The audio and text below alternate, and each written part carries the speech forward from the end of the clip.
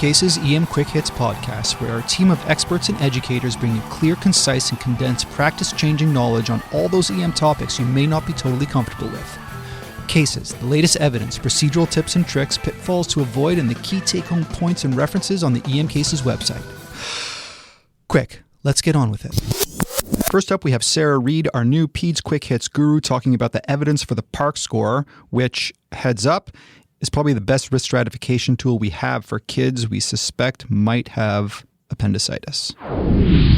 Appendicitis is the most common surgical emergency in kids, and we all know that this is often the biggest rule out when we're seeing a child with abdominal pain, and it's definitely what the parents are worried about. So it can be really difficult to tell who needs a surgical consult or an ultrasound, especially if this means you have to transfer the child to your pediatric referral center. So the Pediatric Appendicitis Risk Calculator, or the PARC, aims to help with the diagnosis of appendicitis in kids. And this was originally derived and validated and published in Pediatrics in April 2018. So the authors derived and validated the score in kids 5 to 18 years of age, less than 96 hours of abdominal pain, who were under evaluation for suspected appendicitis. And it was done in a pediatric emergency department setting. And then they compared how this new score, this PARC, compared to the pediatric appendicitis score, which you might have heard of. And they used the receiver operating characteristic curve, looking at the area under the curve, and found that in this new PARC, it was 0.85 versus 0.77 for the pediatric appendicitis score. So both of the scores are good at predicting appendicitis with a high degree of accuracy, but the PARC was better. And half of the validation cohort for the PARC were able to be classified as either low risk or high risk with a high sensitivity and specificity, respectively. So the PARC is really good at looking at least half of the kids and sorting them into low risk, i.e. you can go home with a watchful wait, versus high risk, you can just have a surgical consult, and might be able to actually obviate the need for imaging in that sort of half the kids.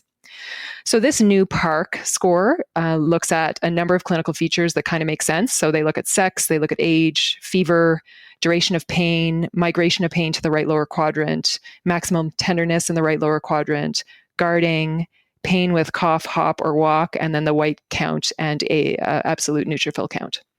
The PARC is different from the pediatric appendicitis score, which actually uses some of those variables as well, in that it also incorporates observed interactions between age and sex with regards to appendicitis risk. It uses the absolute neutrophil count on a continuous scale. It spits out a risk of appendicitis on a continuous scale, so you get back a percentage, so like between 0 and 100% risk of appendicitis.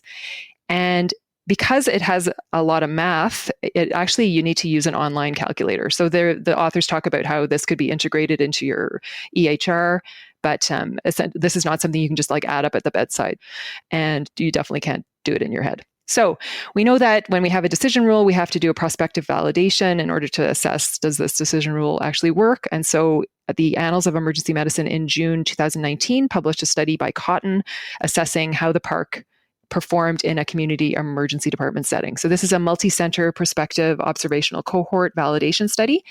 And they looked to validate the PARC in 11 community emerges, looking at more than 2,000 patients, ages 5 to 20. So again, they compared the PARC to the pediatric appendicitis score, and they divided the PARC scores into 4 risk categories. So if you had a less than 5% predicted probability of appendicitis with the PARC, you were deemed very low. 5% to 14% were low. 15 to 84% were intermediate, and more than 84% risk of appendicitis was deemed as high. So when you look at the observed appendicitis rates, they were 1.4% in the very low, so only 1.4% of the kids had appendicitis if they were deemed very low by the score. 3% had appendicitis in the low risk group, and then 84.8% had appendicitis in the high risk group. So when they looked at sensitivity of the score, the very low and low risk scores had a sensitivity of 197.5% respectively, so very good sensitivity. And the high risk scores had a specificity of 99.3% for appendicitis. And then when they compared the PARC score to the pediatric appendicitis score, the area under the curve on that on the rock curve was 0.89% versus 0.8. So they're both really good at telling who has appendicitis, but the PARC is better. And again, 54% of the kids were able to be classified as either low risk or very low risk, and 4% were deemed as high risk. So again, confirming what was found in that original paper, showing that this score is pretty good at getting more than half of the patients sorted into either you can go home and we'll see how things go versus you just need a surgical consult. So I think there's a few things to think about with the PARC score. I think the variables that are included in it have good face validity for us. Like this is obviously all the things that you're assessing at the bedside when you're seeing a patient with possible appendicitis. The study definitely validates that the PARC is better than the pediatric appendicitis score at discriminating appendicitis with that slight improvement in the area under the curve. But we as emerge docs generally like to see the sensitivity of a test because we're really more interested in rule out.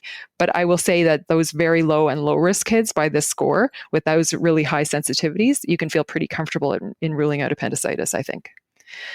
So, and further to that, I think the most important thing is that you can really sort out the kids at low risk and high risk, which is definitely helpful. So that's going to make you feel a little bit more comfortable sending kids home or calling to organize a consult or a transfer for a child that needs to be seen by surgery.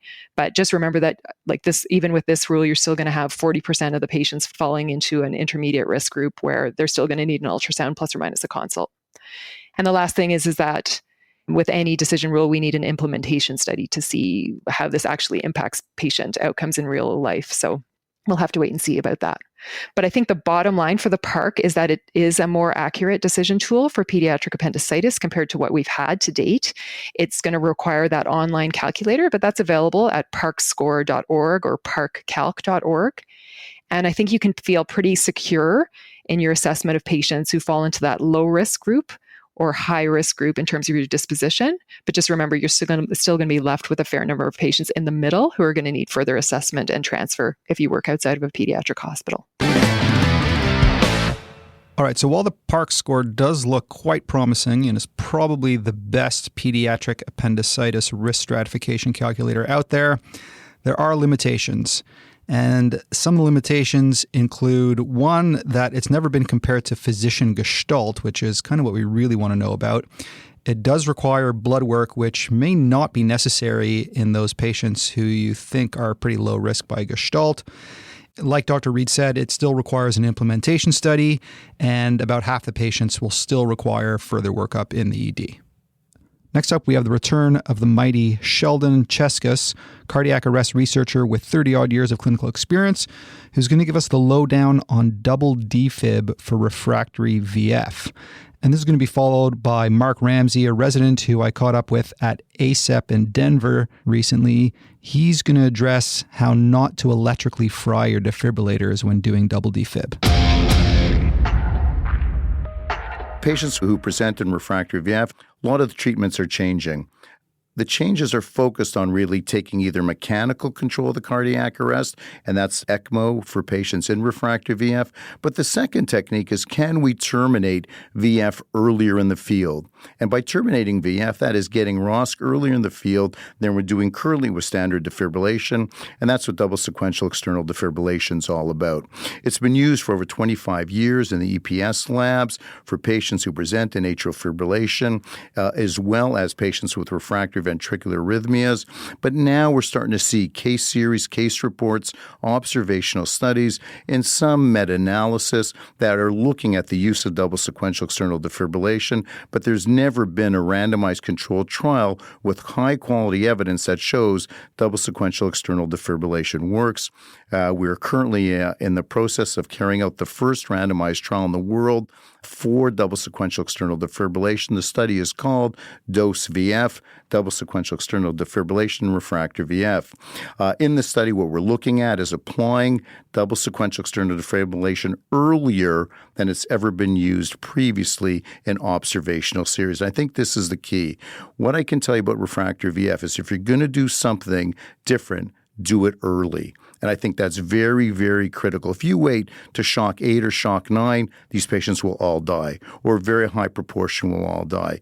If you do something early, you have a hope of benefit. In our recent cohort series that we published, we show that if double sequential is done earlier, the outcomes are superior than standard therapy for VF termination and ROSC. And the question is, how do you do double sequential external defibrillation? So how we do it is patients present in VF, they have 3 successive shocks, and then after a third failed shocks, we begin CPR by 30 compressions, 2 ventilations. We log roll the patient and place the posterior pad. We then do 30 compressions, 2 ventilations, and place an anterior pad. So now we have 2 pads in AP position as well as the original AA position.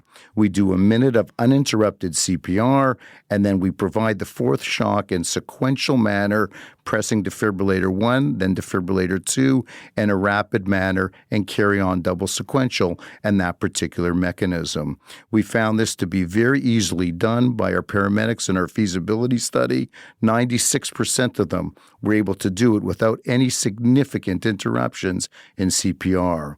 As we said, our ongoing trial is pilot, and what we're trying to do as a 3-arm trial is compare standard therapy to vector change, so changing pads from the AA to the AP position, and the 3rd arm of double sequential external defibrillation, because in truth, no one really knows why double sequential external defibrillation works.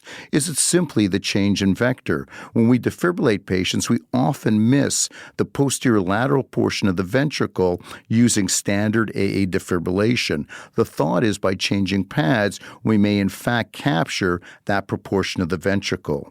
And what about energy and double sequential external defibrillation? The thought is that the first shock may in fact lower the defibrillation threshold, while the second shock actually defibrillates the ventricle, resulting in termination of VF. These are all things that we're hopefully going to be able to answer by the dose VF RCT, and we'll have further information to provide at that point in time. But again, it's an excellent strategy to think about in patients who are not responding to standard therapy. But if you're going to do it, my strong suggestion is to do it early as opposed to later, and do it with the technique that we've mentioned. And hopefully, over the next 18 months, we'll have the first randomized trial with strong scientific evidence as to whether double sequential vector change are superior to standard therapy for patients in shock refractory VF.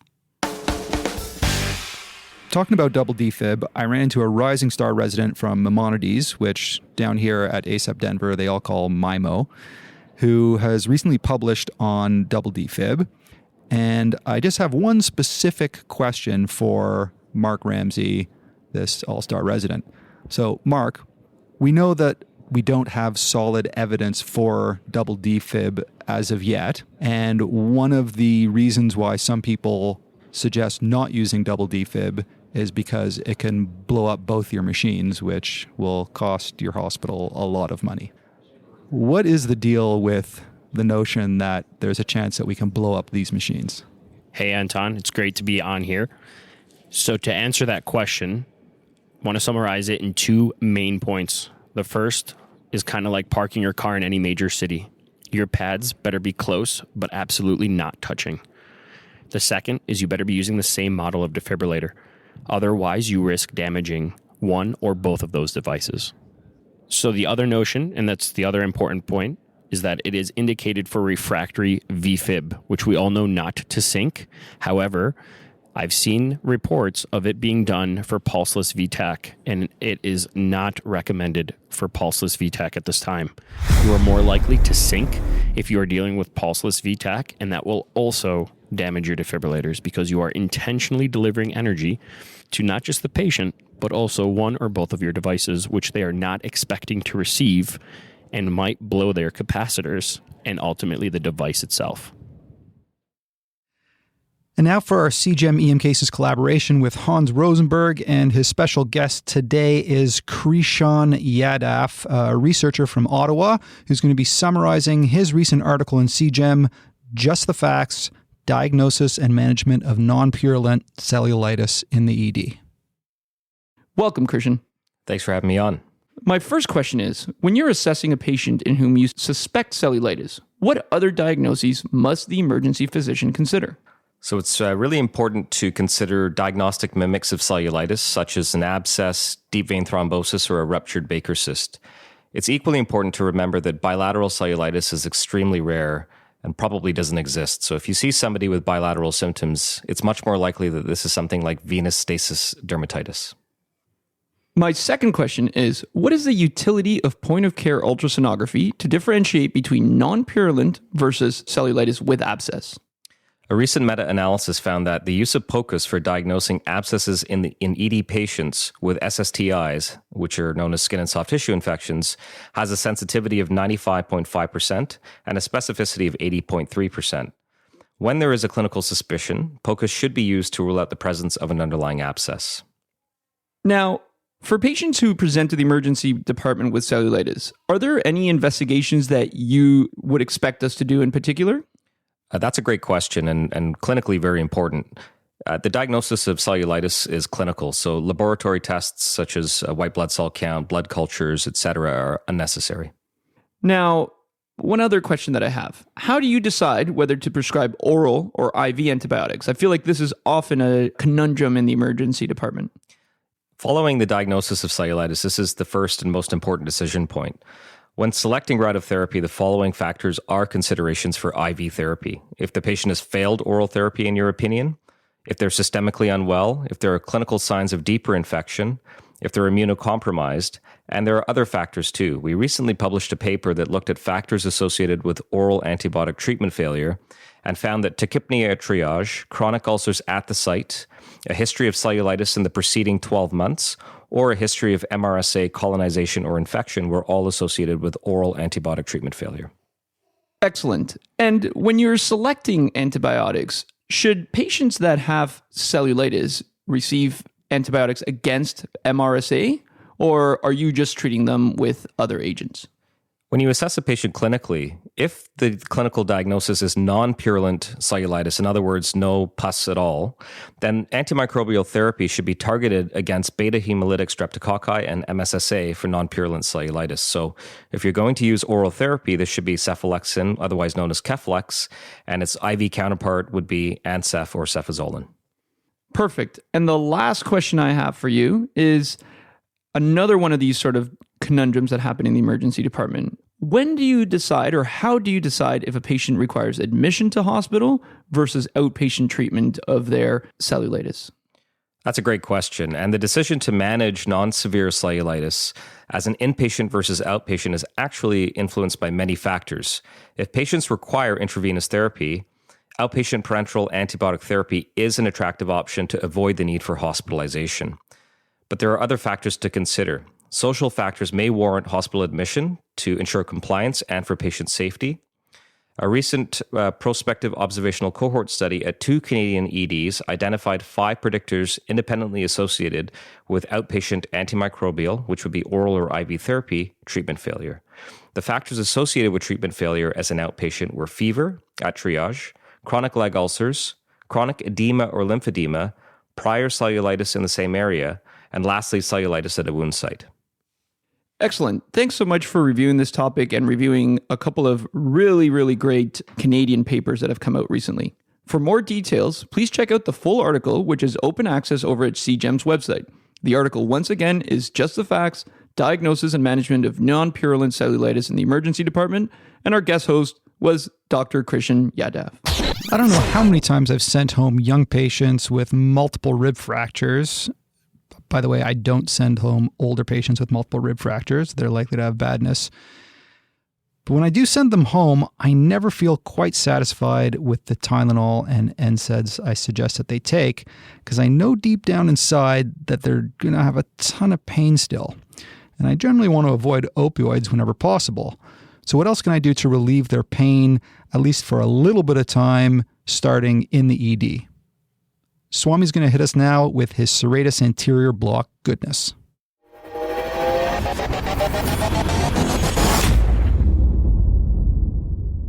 I want to start this month with a quick story. I was working clinically and a 75-year-old gentleman comes in. He's got emphysema and he's there with back pain after a fall. I look at his vital signs and he's hypoxic around 90%. He's tachypnic with a respiratory rate of about 30. I examine him and I see that he has got a large area of paradoxical wall motion of the chest.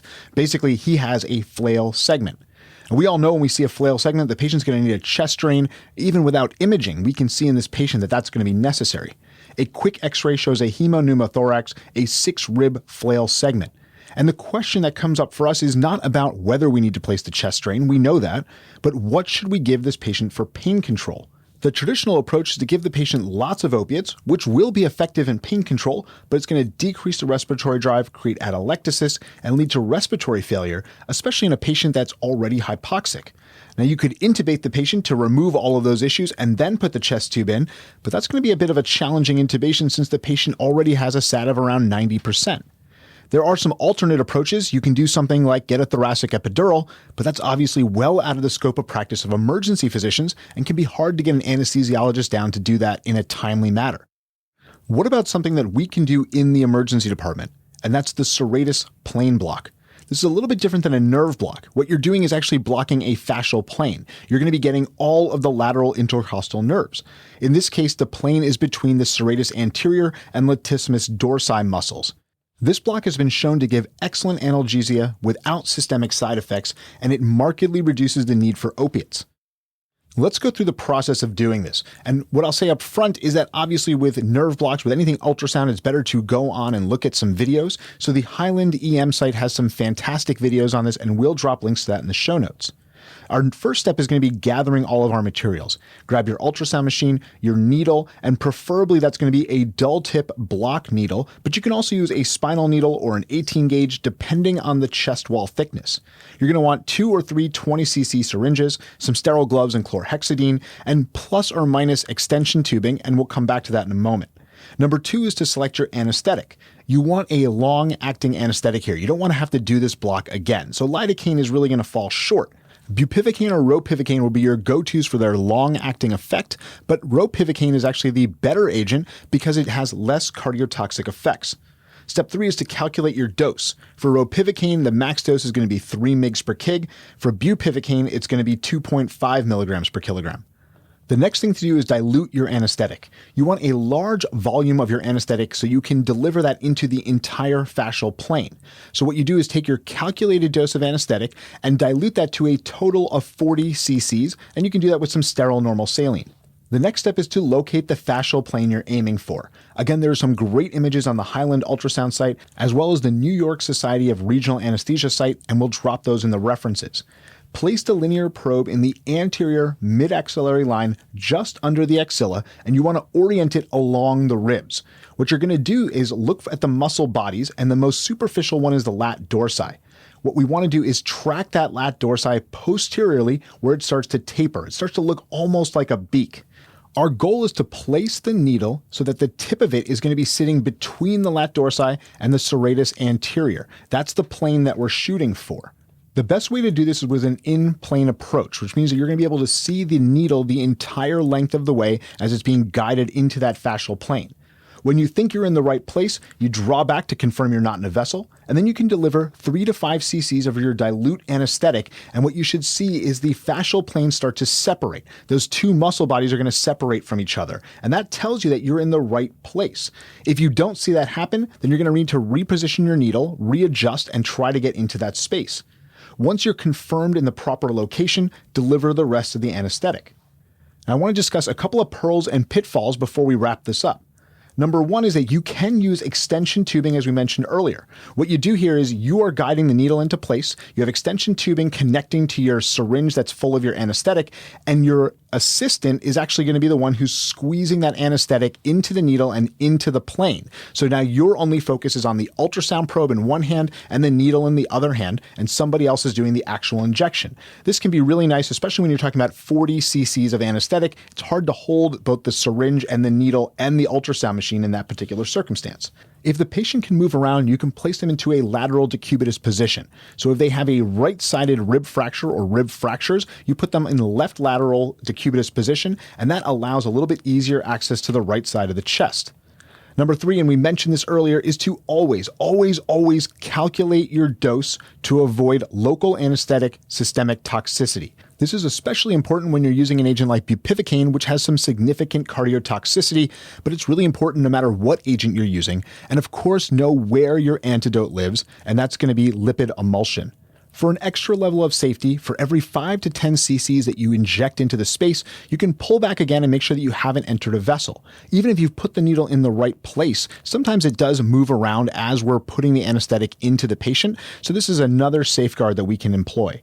And then the last tip that I have is to make sure that you are always visualizing the needle tip on ultrasound. If you lose that tip, readjust your ultrasound, readjust the needles to make sure that you are tracking it the entire way. Now, going back to our patient, we performed the Serratus Anterior block, and the patient had complete anesthesia for 36 hours after the block was placed.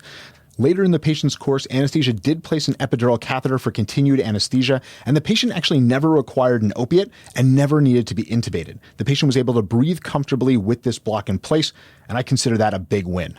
Hopefully this gives you one more tool in your armamentarium for pain control. The next time you have a patient with rib fractures and considerable pain, consider this block instead of just giving opiates and see what you think. Next up, we've got Brit Long from EM Doc summarizing their post on toxic shock syndrome. It's rare, difficult to diagnose, but if you recognize it early, it's a life saved. Let's face it, in emergency medicine, we see a lot of patients with viral-like symptoms. Nausea, vomiting, diarrhea, flu-like symptoms, all of these could be due to something as simple as a virus. However, one of our major jobs in emergency medicine is figuring out who has something more sinister. Let me walk you through a case. A couple shifts ago, I had a 22-year-old male who came in with nausea, vomiting, and diarrhea. The nurse grabbed me right away as the patient was hypotensive and tachycardic. On my initial exam, he looked toxic and critically ill. When I lifted up his gown to look at his abdomen, I saw a diffuse erythematous rash that involved the entirety of his trunk. Now I thought to myself, what could I be missing in this patient? His age and chief complaint seems fairly simple, like just gastroenteritis. But something popped in my head that kind of scared me. Could this be toxic shock syndrome? Well, this patient did end up having toxic shock syndrome. And for this quick hits episode, I'm going to walk you through some key takeaways for this disease. Your first takeaway is that there are two major causes, staph and strep. Second, toxic shock syndrome is due to superantigens causing a massive cytokine release. Finally, toxic shock syndrome is a difficult diagnosis, and we're going to discuss why and what you can do about it. The challenging part about diagnosing toxic shock is that patients present along a clinical spectrum. They can present with symptoms due to toxin secretion or symptoms due to a focus of infection. And this brings in a big difference between staph and strep toxic shock syndrome. For staphylococcal toxic shock syndrome, patients will present with flu-like symptoms, nausea, vomiting, diarrhea, diffuse erythema, and a strawberry tongue.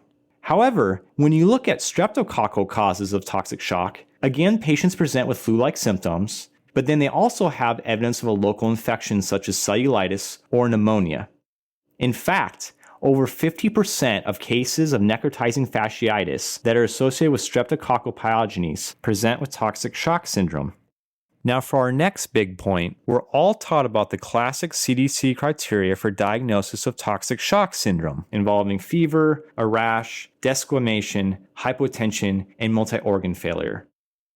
When I look back at my patient, he had fever, rash, hypotension, and some elevated liver function tests. However, I didn't find any desquamation on physical exam.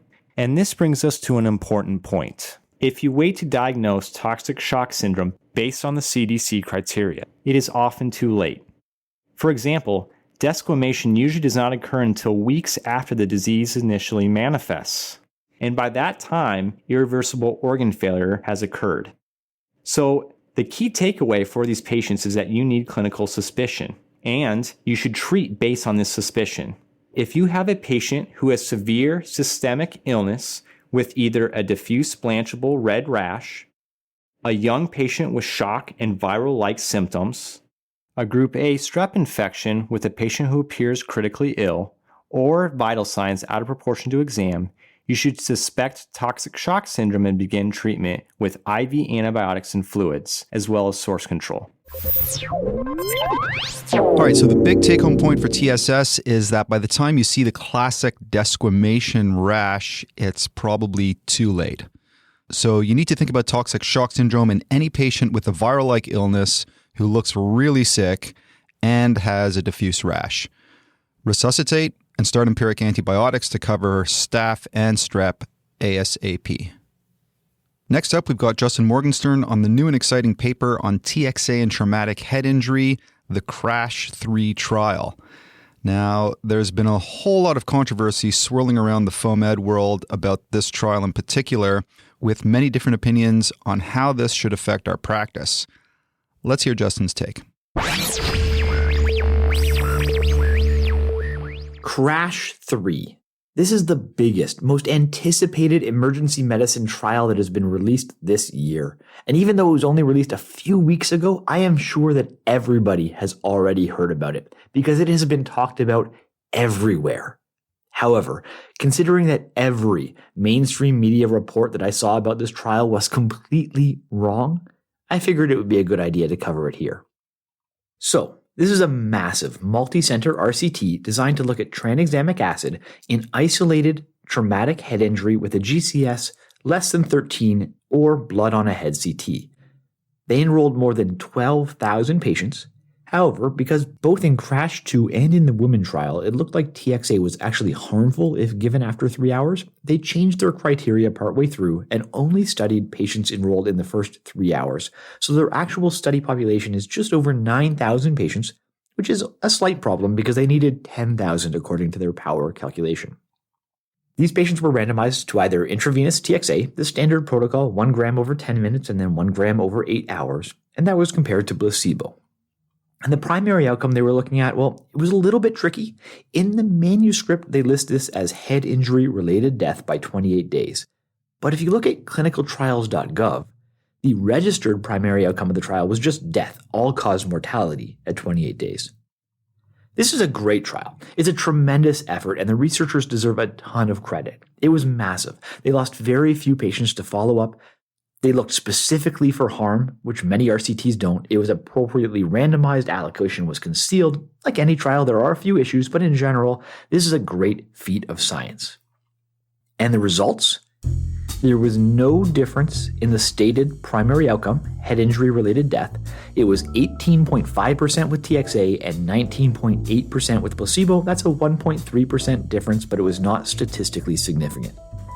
For the more important outcome, and what I think is actually the real primary outcome, there was no change in mortality. A relative risk of 0.96, no statistical difference. They also used 2 different measures to look at disability here, and the neurologic outcomes were identical between the 2 groups. So that's a pretty negative trial. There's no change in the primary outcome, there's no change in all-cause mortality, and there's no change in neurologic outcomes. So why was this study in every newspaper? Why are people claiming that TXA is going to save tens of thousands of lives? That's a pretty bold claim considering the results that we just discussed. Now, before we jump into the result that has everybody excited, let's talk briefly about 2 EBM concepts. First, subgroups. You've probably heard before that subgroups should be hypothesis generating. They don't give us a reliable answer, and there are a number of reasons for that, but the simplest is just that the more outcomes that you look at, the more likely that you're going to find one that looks positive by chance alone. So it's interesting to look at subgroups, but in general, they should guide future research, but not current practice. The other really important concept is disease-specific mortality. Now, this has come up in the Journal Jam series before, so I'll try to be brief, but it is a big issue. Multiple times already, I've said that the authors were specifically looking at head injury-related death. They only cared about the people who died from head injury. But that is a flawed concept for so many reasons. First, it's just incredibly inaccurate. They aren't doing autopsies, so it's just whatever happened to be written on the death certificate. And that's not great at the best of times, but throw in an experimental drug and you're just going to be wrong a lot of the time. And how do you define head injury-related death? What about an aspiration pneumonia? That's not head injury-related. except the patient would have never aspirated if they didn't have a head injury. But more importantly, if overall mortality is unchanged and fewer people are dying from one cause, that just means that more people are dying from another cause. So while people are really excited about the small decrease in head injury-related death in CRASH-3, there was a 20% decrease in some subgroups, they are ignoring the fact that TXA increases mortality from all other causes by 30% in this trial. Disease-specific mortality is an unreliable and fictional outcome. People care if they live or die. They don't care what we happen to write on their death certificate. And that is all that you're changing with disease-specific mortality if all-cause mortality isn't changed. So with all that being said, there was a subgroup in this trial, patients with a GCS between 9 and 12, where they did see a statistically significant decrease in head injury-related death. It was a 1.7% absolute decrease, a relative risk of 0.78. This is both a subgroup and a change in disease-specific mortality. So I think it's very clear that that outcome should not change your practice. Now, this is where my first recording for this podcast ended. This trial, as it was published, was clearly a negative trial. But since that recording, the CRASH-3 authors actually sent me some extra data. And in their unpublished data, looking at that subgroup of patients with a GCS between 9 and 12, all-cause mortality was also decreased. There was a 1.4% absolute benefit. So I no longer have this disease-specific mortality problem to worry about. But we're still left with two problems. First, this is still a subgroup, and most subgroups don't pan out in future research. So it should still be hypothesis generating. And second, it's unpublished data, not peer-reviewed or checked in any way. So what should we do?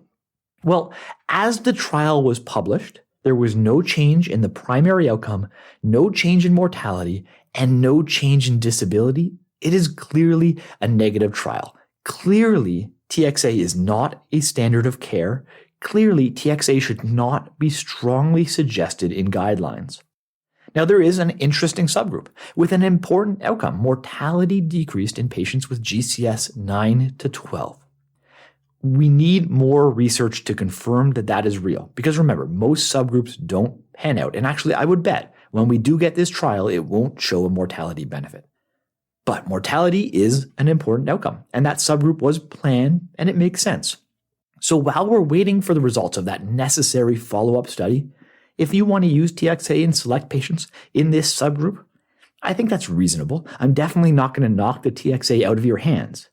It definitely won't be my priority, but I imagine that I will be giving TXA to many of these patients. But in the face of the massive hype that we have seen after CRASH-3, I think the most important thing to keep in mind is that there was no change in the primary outcome, there was no change in mortality, and there was no change in neurologic outcomes. We can't forget that. TXA is not the standard of care. We need that next trial. We shouldn't let this become ingrained in our guidelines. In the meantime, remember that evidence-based medicine is a combination of the best available evidence with your clinical judgment and patient values. So everybody out there is going to have to think about these numbers for themselves and apply them as they see fit to their own patients. All right, here's a quick review of our quick hits. First, Serratus plain block is a reasonable option for acute rib fracture pain. Check out the Highland ultrasound video for details. Next, early recognition of toxic shock syndrome can be life-saving. The big pitfall is assuming that it's not TSS if there's no desquamation of the rash. That's a late finding. The way I like to think of TSS is flu-like gastro-ish illness plus shock plus rash equals TSS until proven otherwise. I'll repeat that. Flu-like gastro-ish illness plus shock plus rash equals TSS until proven otherwise. Next, for purulent cellulitis, always consider the mimics. POCUS can help rule out an abscess. Oral antibiotics are just as good as IV, but predictors of failure of antibiotics include tachypnea, chronic ulcers, cellulitis in the last year, and colonization with MRSA. And then finally, Non-purulent cellulitis does not require routine MRSA coverage.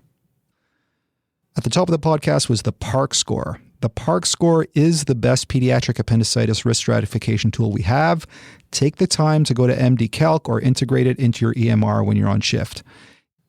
Justin brilliantly covered the CRASH-3 trial.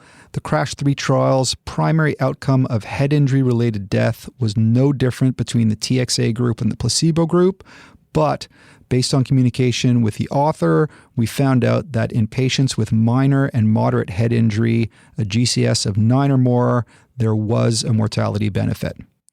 And finally, double defib is a reasonable option in refractory VF, but do it early, like after the next break in the chest compressions after the third shock. And make sure the pads aren't touching or you might blow up both machines. Stay tuned for the dose VF RCT when we might have some solid evidence one way or the other for double defib. Now, there's about 5 tickets left for the EM Cases course, which will be dedicated to the memory of Dr. Barbara Tatum. That'll be February in Toronto. It's a 2-day course with roundtable discussions with your favorite EM Cases guest experts. And the second day is dedicated to high-fidelity simulation and rapid cycle procedural workshops. And if you haven't already, try your hand at the free EM Cases Quiz Vault. Almost 3,000 of your colleagues are using it. Remember that a couple weeks after each main episode podcast is released at the end of the Just for Nuggets emails that I hope you're all getting, you can go to the Quiz Vault to ingrain in your brain all the key points from the podcast. Oh, and ECG Cases, one of our new offerings, is up and running on the EM Cases website to sharpen your ECG interpretation skills. Do check it out. I'll leave you with Barbara Tatum's favorite quote. People won't remember what you say, and people won't remember what you do, but they will remember how you make them feel. So until next time, be kind and compassionate.